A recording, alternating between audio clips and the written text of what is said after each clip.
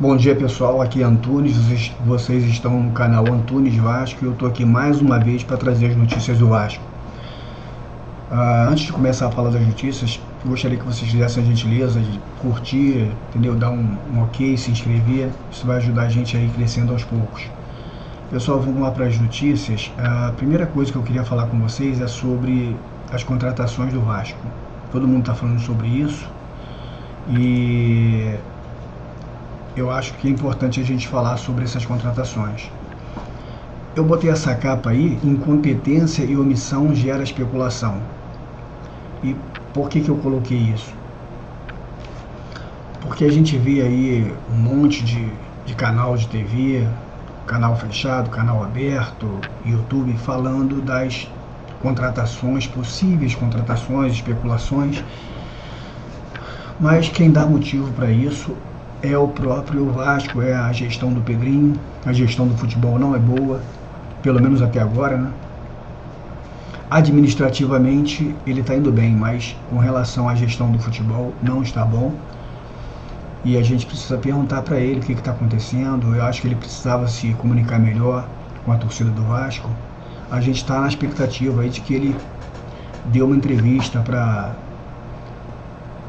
acalmar, no sentido de dizer que tem algumas negociações, que tem algumas coisas em andamento, porque realmente está muito ruim. Bom, vamos voltar lá atrás, em novembro. Os últimos 3 jogos de novembro, o Felipe que estava como técnico do Vasco. E quando teve a coletiva após os jogos, eu não sei exatamente qual foi dos 3 jogos, alguém da imprensa perguntou como é que estava o planejamento, como é que estavam as contratações, como é que estavam as contratações, a expectativa para a contratação de um novo treinador. E o Felipe foi bem claro ao afirmar que o planejamento já estava sendo feito há 3 meses. Então, se o planejamento já estava feito há 3 meses, como realmente tem que ser, né? Eu acho que tem que ser feito até há mais tempo. O planejamento do Vasco tinha que ter sido feito há 6 meses atrás, fazendo a renovação, fazendo um contrato com o jogador, né? Um pré-contrato, para que em dezembro ele pudesse vir para o Vasco. Porque os problemas do Vasco, as deficiências que o Vasco tem, nós já sabemos já há um ano, que desde janeiro que era para contratar zagueiro, desde janeiro a gente não tem um volante, a gente falou em Cuejar, falamos em Cuejar o ano inteiro aqui, porque o Vasco não tinha um volante número 5, veio o Hugo Moura que quebrou um galho, mas não é o camisa 5, o volante ali, que pode fazer o trabalho que o Vasco precisa. O Hugo Moura vai ser um bom reserva, mas a gente precisa de um volante 5. Todo mundo sabia disso, a gente precisa de homem de velocidade pelo lado. O Edson é bom jogador, mas ele é um meia que joga aberto, ele está sempre puxando para o meio, não vai ali de fundo cruzar. E pela esquerda a gente teve a ajuda do DVD, que na minha opinião merece muito respeito. Às vezes ele me irritava que ele tropeçava na bola, mas um cara que faz gol e dá assistência tem que ter o respeito da gente. Então o DVD foi uma perda muito grande ele ter se machucado. Mas vamos voltar para as contratações. Então o Felipe falou na reunião que o Vasco já tinha um planejamento há 3 meses atrás. E aí nós já estamos há 4 meses desse planejamento, quase 5 meses, e não chegou nenhum zagueiro para ser titular. O Vasco não contratou nenhum zagueiro para ser titular. E aí a gente vê toda hora no YouTube, na TV a cabo, na TV aberta, o Vasco está sondando não sei quem, o Vasco está estudando contratar não sei quem. E aí, rapaz, a culpa não é da imprensa, a culpa é do Vasco, porque você vê aí o Cruzeiro contratando um monte de jogador, o Fluminense, que também não tem grana para investir, está contratando. Enfim, vários times estão contratando e o Vasco até agora trouxe um jogador. De todos esses que vieram, o Vasco trouxe um jogador que para mim tem boa qualidade, que é o Tietê, e que não era a prioridade, não é a posição que estava faltando. Foi bem-vindo, vai realmente precisar para elenco ter o Tietê, ele vai ser um jogador importante, que ele pode jogar em mais de uma função, Mas se você não tem dinheiro ou tem pouco dinheiro, primeiro você tem que contratar o que está faltando, pô. Eu acho que isso é o básico. Então eu acho que o Pedrinho tá devendo, entendeu? Tá devendo. Ele tá se mostrando. Antes de falar do Pedrinho, que de repente eu boto essa transparência, esse slide aqui, as pessoas vão achar que eu sou oposição. Eu não sou oposição e nem sou situação. Eu não gosto de política, não conheço ninguém da política do Vasco, entendeu? Eu vou deixar até um posicionamento aqui, que agora já é um posicionamento, embora eu não vote, embora eu não tenha direito a voto, eu torci pro Pedrinho entrar. Quando ele era candidato, eu torci pro Pedrinho entrar. E por que eu torci pro Pedrinho entrar? Porque ele sempre me pareceu uma pessoa correta, uma pessoa séria. E eu adoro futebol, e eu vejo futebol, inclusive de outros times, eu assisto competições aí, outros jogos. E toda vez que o Pedrinho estava fazendo análise do jogo, eu ficava muito orgulhoso de ver os bons comentários dele. E olha que eu sou muito crítico, hein?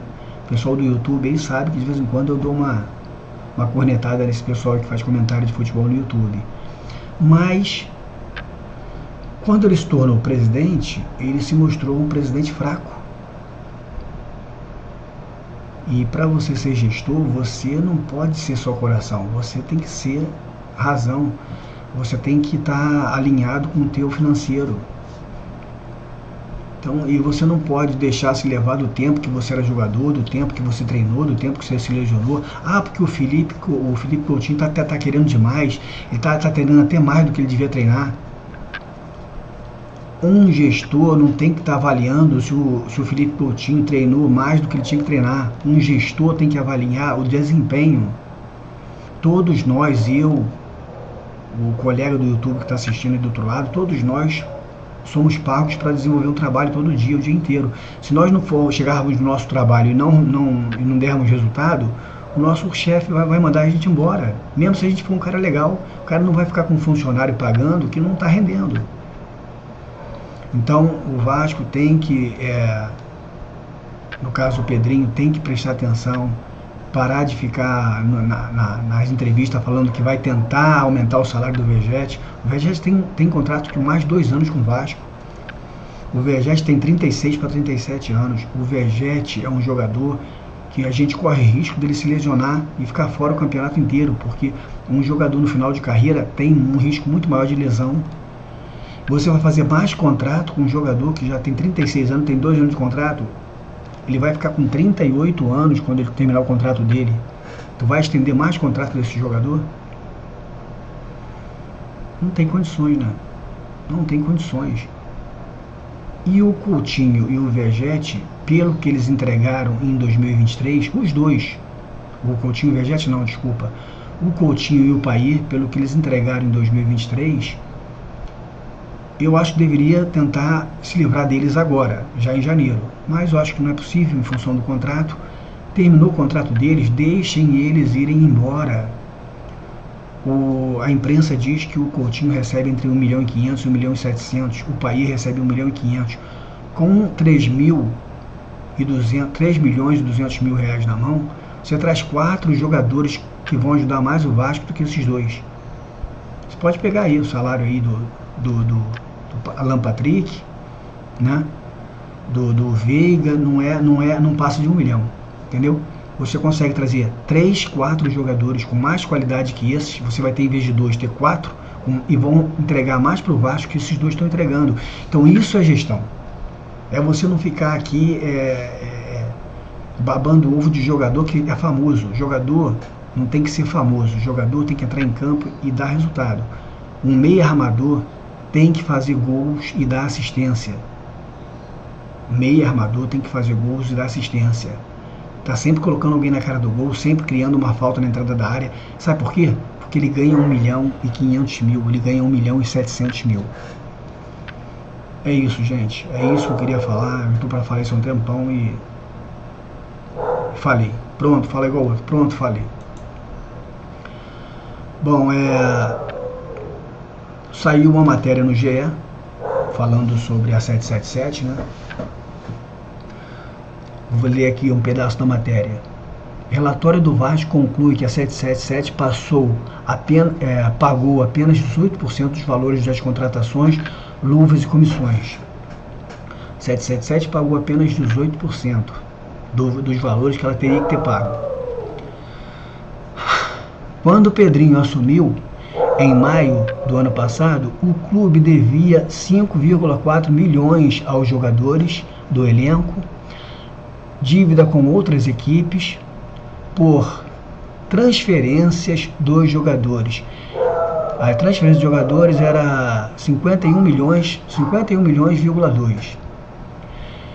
Em 1 ano e 9 meses de gestão à frente do Vasco, a 777 Partners pagou somente 18% dos valores referentes à negociação por transferências de jogadores, aquisição de direitos econômicos, luvas e comissão a empresários, concluiu o relatório interno elaborado pela atual diretoria. As informações foram recentemente entregues ao presidente Pedrinho. A reportagem do Tébaro Schmidt, Rio de Janeiro, 7/1, atualizado há 6 horas atrás. Então vamos relembrar, botei aqui ó, em amarelo, vamos relembrar a administração da 777. Nós somos torcedores. Eu, você que está do outro lado, nós somos torcedores. Nós não tivemos acesso a contrato nenhum. Da mesma forma que agora estão falando que a SAF do Grego é melhor. Eu também acho que deve ser melhor. Mas não basta eu achar. Tem que ter uma auditoria para saber se é ou não é. Mas vamos falar da 777. Na época da 777, as pessoas falaram que ela era ótima, que era a melhor proposta. E eu não tenho como dizer se é melhor ou não. Porque eu sabia que o Vasco estava numa situação muito ruim, entendeu? Então a gente tinha que acreditar, já que a gente não leu o contrato, nas pessoas que estavam lá. E aí os caras fizeram a promessa que a compra seria 1.400.000, que eles usariam 700 milhões para abater as dívidas e 700 milhões para a contratação. E depois que eles entraram, a conversa já mudou, que os 700 era um valor só único e que seria pago. Esses 700 milhões da compra seriam usados para pagar. Aí depois descobriu-se que os caras não estavam pagando, botaram no RCE e com dinheiro do Vasco ia pagando o RCE e não estava pagando nada. E depois descobriu-se que o dinheiro da televisão que entrou, eles colocaram no caixa, depois tiraram e emprestaram para uma outra empresa deles, sem avisar para o Vasco. Então, essa empresa, ela começou errada e terminou errada. As contratações de jogadores nunca tinha contratações de jogadores de qualidade. Sempre viam jogadores meia boca e fiado. Eles compravam para pagar depois. Compravam para pagar depois. E aí virou essa bola de neve aqui, ó. A 777 pagou apenas 18% dos valores de contratações, luvas e comissões. E aí os caras saíram, deixaram uma dívida enorme para o Vasco. Outra coisa que eu queria perguntar para vocês sobre a dívida do Vasco. A dívida do Vasco era 700 milhões. Vocês, torcedores, dê a opinião de vocês aí. Eu estou fazendo um raciocínio lógico. Se eu estiver errado, vocês me corrijam. Eu estou aqui, não sou dono da verdade, estou dando uma opinião. Aqui é um canal de opinião. Estou dando a minha opinião. O Vasco vendeu a SAF por 700 milhões. Os caras não pagaram a dívida. A dívida anunciada foi de 700 milhões, o Vasco anunciou que tinha uma dívida de 700 milhões. Como essa dívida chegou a 1.400.000?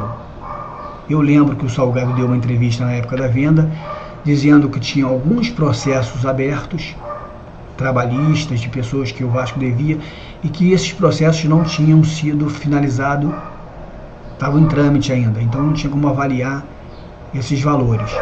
Mas se eram coisas novas que ainda não tinham nem sido fechado em termos de...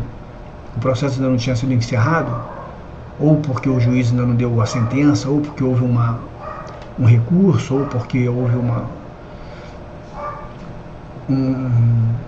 algum apelo, sei lá, eu não sou advogado.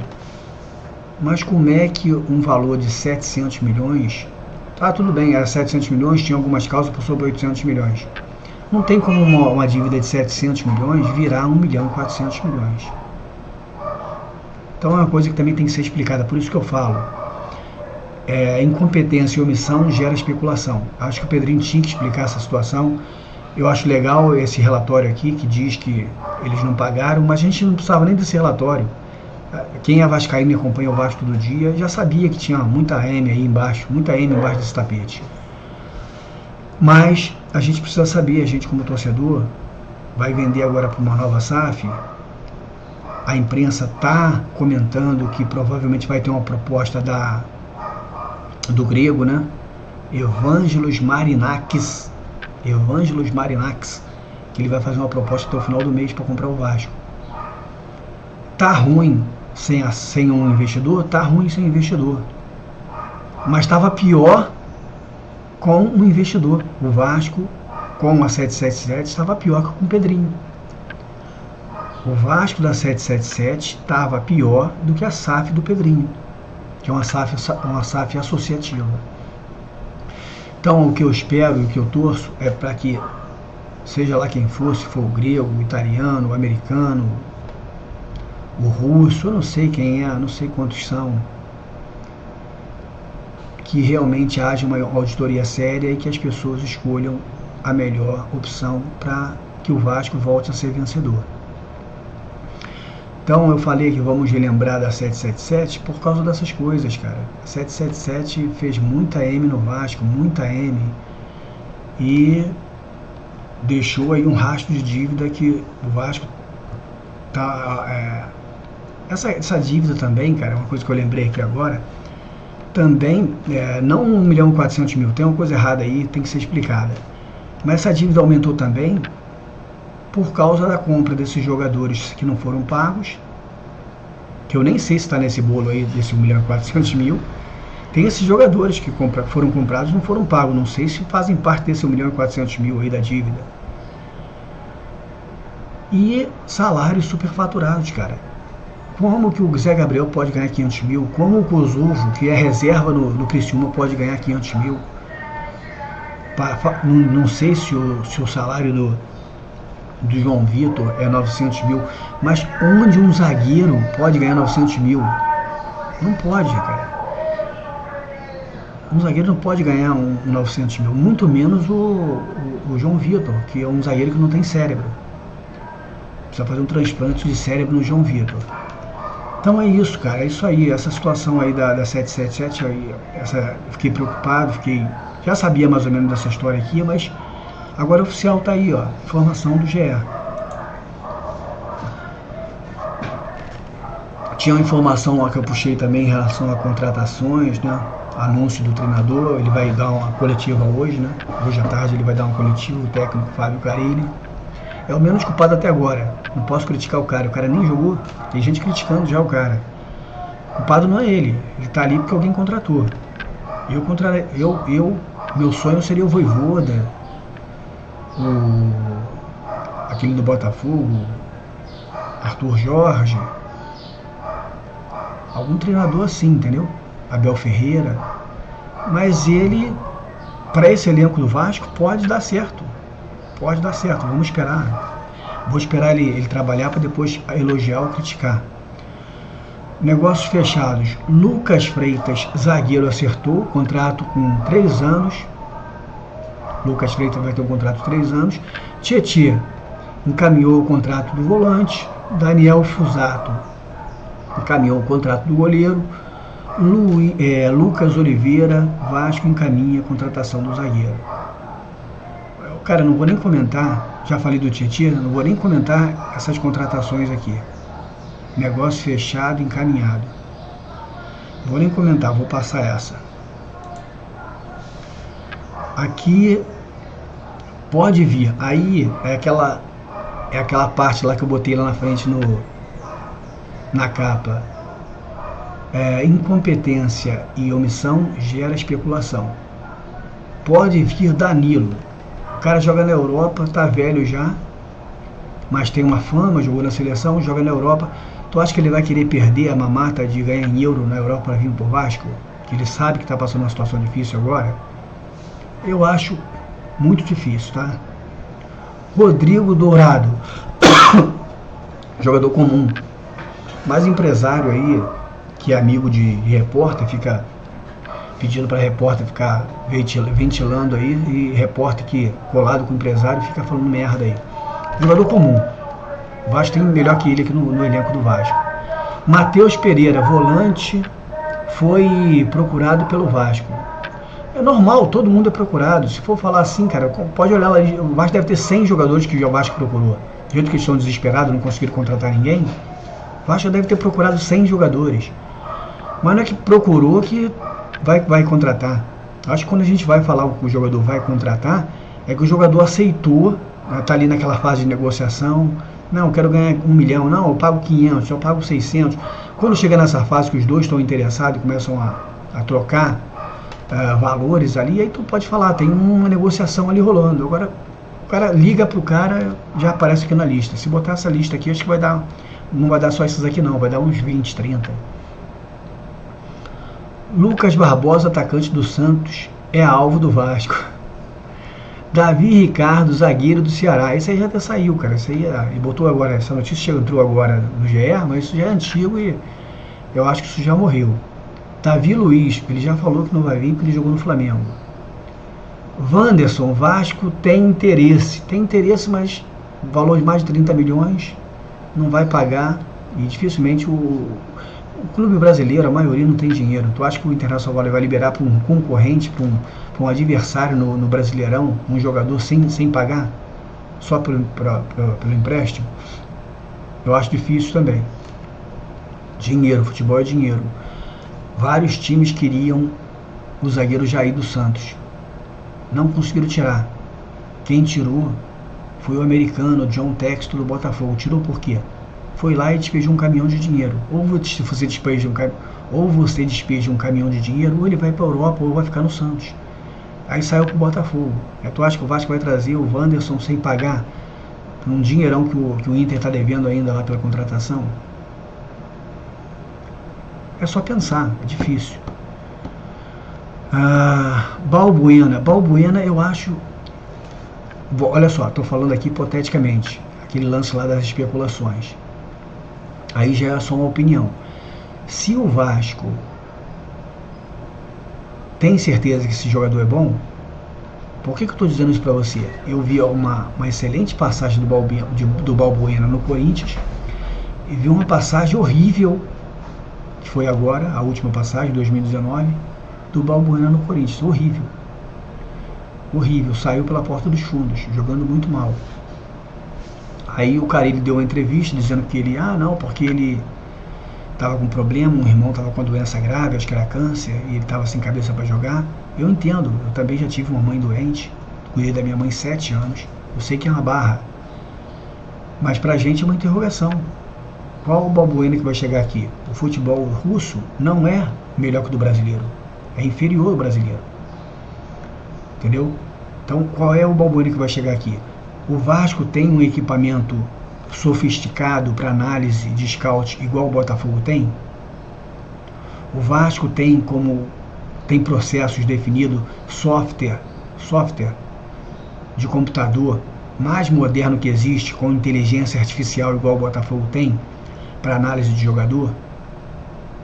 O Vasco tem condições de fazer todas as análises que precisam ser feitas com relação ao Balbuena?